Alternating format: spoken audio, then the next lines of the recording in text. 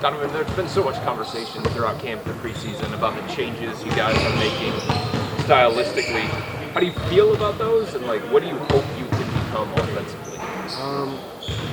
For us, just the biggest thing is just building off last year. You look at the team we were last year, not to totally reflect in the past, but you look at, we did a lot of really good things, and now you add the additions we added, we'll look to continue to build. It makes different, schemes and different ways to approach our offense. I think that's something that'll really open up, the lanes for myself, for Darius, but also being able to free up Ed, free up Max, so different different ways to kind of attack. And like I said, on a given night, just choosing whether to take away the three, to allow the paint to lob, so a lot more versatility for sure.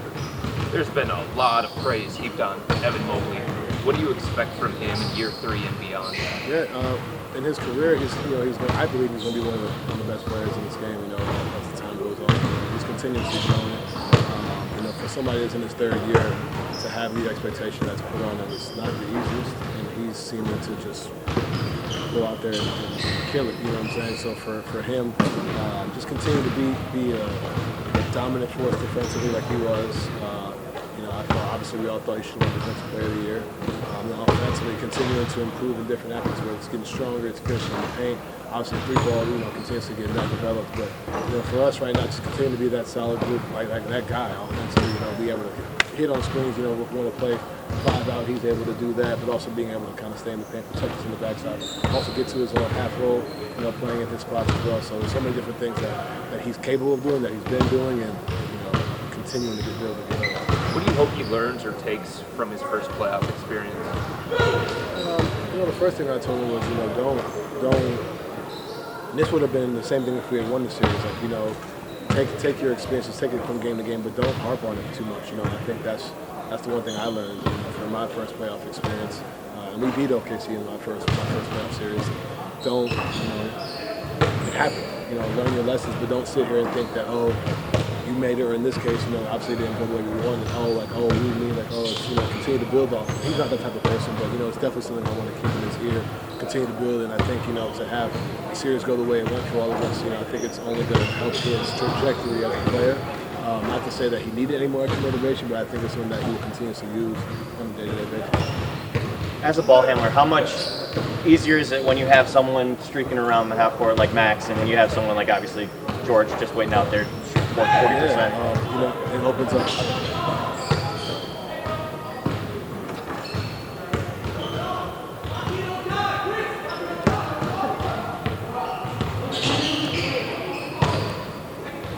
Any more questions? What?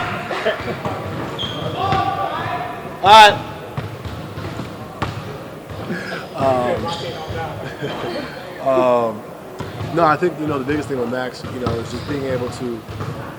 I play with someone similar with the way he moves, Kyle Korver. Being able to, the unpredictability of it. I think that's something that's huge. Not being able to figure out, not for us, but off the defenses, continuously trying to find him. Then there I have a sneak drive. Now I'm to the paint. Now I get into the paint, collapse. Now he's in the corner. He's pulling behind on the screen. So now it's like, do you go here? Do you go there? And on top of that, you still have Darius Garland on the other wing as well, trying to get it out, or myself. So I think as a ball handler, I think there's so many options that you can kind of manipulate and find throughout the course of the game to kind of free yourself up, but also free him up as well. And in general, when you have that much room to work with, just that little open floor, how does that make it easier just for you to score yourself? That's what I've played with before I came here. Like Mike Boyan, Jordan Clarkson, Royce O'Neal. So I'm used to that standpoint of spacing and that standpoint. So now it's just being able to make the simple play, where it's getting to the basket, getting to my shots, finding guys in the corner, finding guys in the wing, finding the roller.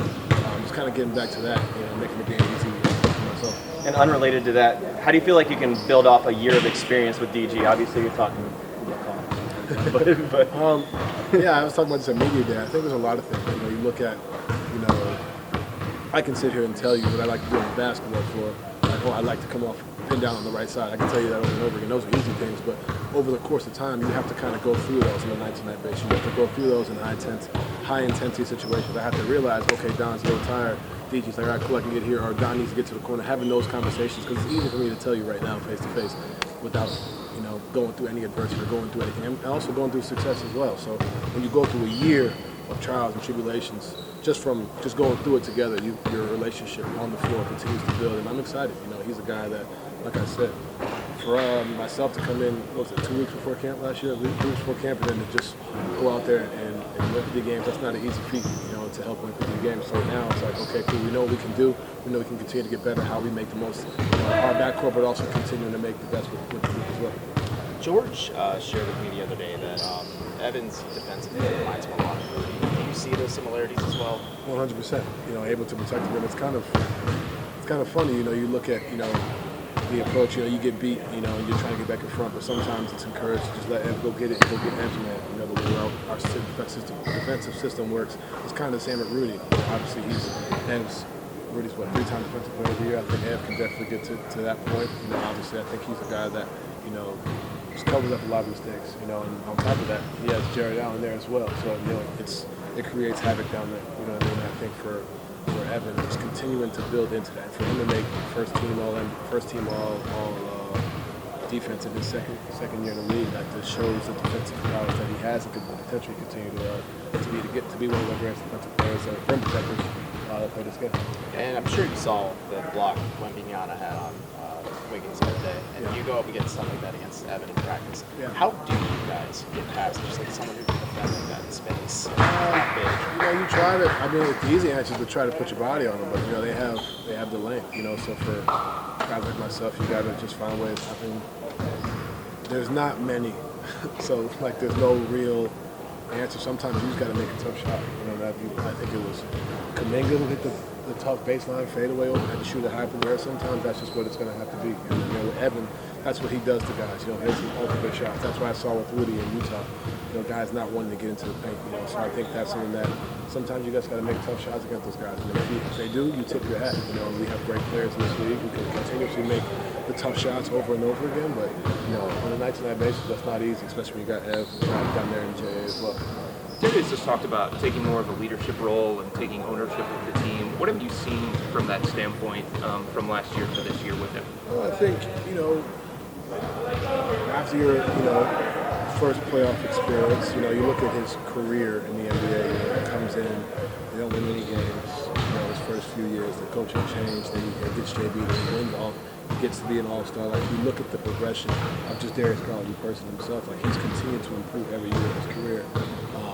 And I think now he's starting to find his voice more. He's starting to understand, and I'm not going to say he's not confident, but when you have the years of putting together, you become more sure, become more confident in yourself. No matter how confident you are, when the work that you're putting in slowly becomes and gradually builds into success, you become confident, you become more sure in speaking on different things. And I think that's what you're seeing more so from him. His game is going to be his game. He works hard. He's going to, I have no doubt that he'll be, all-star, all-NBA player. That's no doubt to me. But I think the biggest thing that you see is the confidence and understanding that, cool, I can sit down today and understand that I need my break as opposed to the reps, as opposed to not worrying about that. Or cool, I need to put work in. Having that, okay, cool, we need to pick my energy up because the team needs it. I need to continuously go out there. I need to sacrifice tonight. I need to go more than that. Like whatever that may be. I think that's what you're starting to see from him, and I think that's what you see from him this year as well. How do you describe his leadership?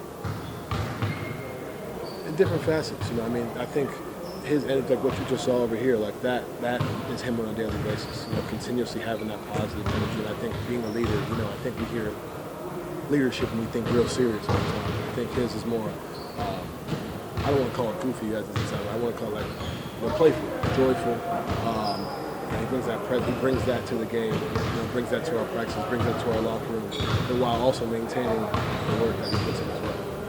Going back to George, just what's it meant to you to be sort of reunited with him, and what sort of perspective has he been able to bring the rest of the team of having played with you in the past?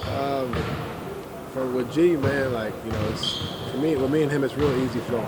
We can we've been through a bunch together. We can have conversations pretty quickly about whether it's like this, positive and negative. Like, hey, come on, I need you. Like, all right, good job or whatever it may be. But he's a guy that I love. That's my dog.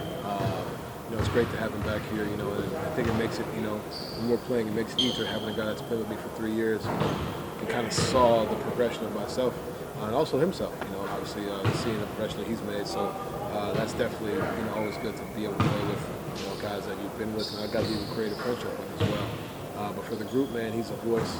He kind of provides that energy, that spark, that joyfulness that I spoke about with Darius as well on a day-to-day basis. It's never a bad day with G. I think you need that, you know.